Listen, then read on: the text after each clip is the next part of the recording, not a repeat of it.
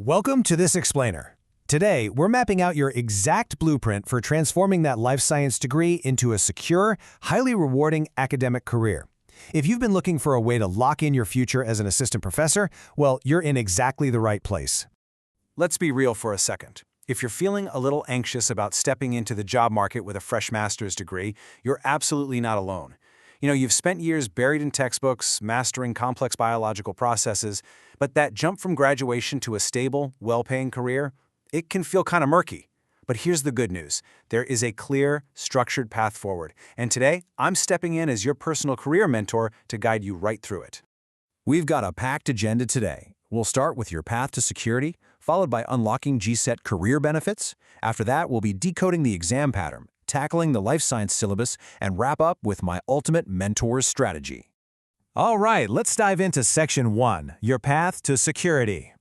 So the Gujarat State Eligibility Test, or GSET, is your gateway here. And honestly, it's incredibly accessible. To be eligible, you just need a master's degree in life science or related field with 55% marks or 50% for reserve categories. But here is the absolute best part. There is zero upper age limit. Literally none. So whether you're a final year MSc student eager to get a head start, or you're transitioning into academia a bit later in life, you can just jump right in. The door is wide open for you. Moving right along to Section 2, unlocking GSET career benefits. Earning this GSET certificate is basically getting your ultimate career passport. Once you have this in hand, you are immediately eligible to apply for assistant professor posts across all Gujarat universities, government colleges, and even the private colleges. It completely transforms you from a standard graduate into a highly sought-after, nationally recognized academic professional. And we really need to talk about the golden perks because they are phenomenal. As your mentor, I want you to visualize this. We're talking a starting salary of anywhere from 70,000 to 85,000 rupees a month under the 7th Central Pay Commission. You're getting government pension schemes, paid leaves, and that bulletproof job security we all want. Plus, this certificate has lifetime validity. You qualify just once, and you can apply for academic posts at literally any stage of your career. I mean, that is what true job security looks like. Okay, let's get into the mechanics. Section 3, decoding the exam pattern. The exam itself is highly structured and entirely offline. You're looking at a single 3-hour pen and paper OMR session. It's split neatly into 2 distinct papers taken on the exact same day. Paper 1 is a fast-paced 1-hour session with 50 questions, while Paper 2 gives you 2 full hours to tackle 100 questions. To break this down a bit further, Paper 1 tests your general teaching and research aptitude.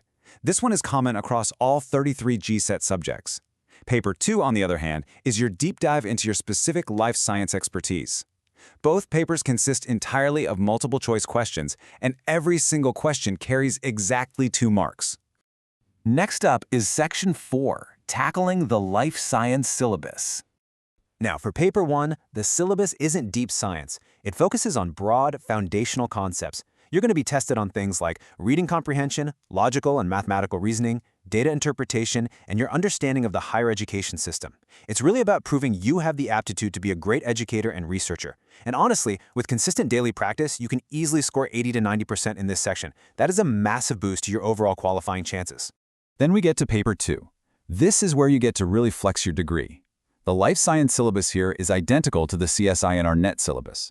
It covers 13 core, comprehensive units spanning the entire breadth of biology, starting all the way from molecules and cellular organization right through to applied biology and methods in biology. Here's the crucial part, knowing where to focus your energy.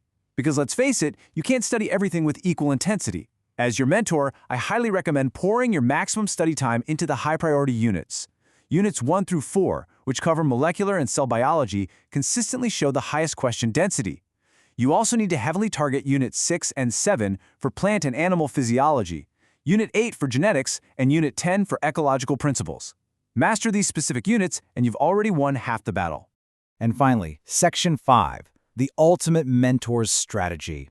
0. I want you to remember that number because it is without a doubt the most important concept in this entire explainer. 0 is the amount of negative marking on the GSET. Seriously, burn this into your memory. Because there are absolutely no penalties for wrong answers, you have full permission to be completely fearless on exam day. Now, you do need to clear the cutoff for both papers individually, but you absolutely must attempt every single one of the 150 questions. Never, ever leave an OMR bubble blank. If you're running out of time in those last 10 minutes, just make an educated guess. It can only help you, it cannot hurt you. This also means you need to study smarter, not just harder.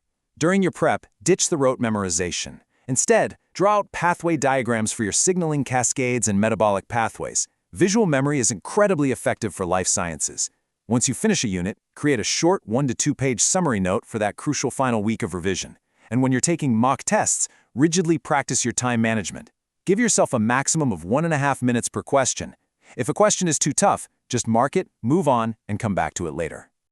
So, let's quickly summarize your roadmap to victory here. Step 1. Target a safe 55 to 60% aggregate score so you can comfortably clear those changing cutoffs. Step 2. Master those high-priority units we just talked about to lock down the bulk of your Paper 2 marks. Step 3. Maximize the relatively easy marks in Paper 1 through daily reasoning practice. And Step 4. Take full advantage of the lack of negative marking and attempt 100% of the questions. I want to leave you with this final thought. The GSET isn't just another exam. It's a lifetime investment in yourself.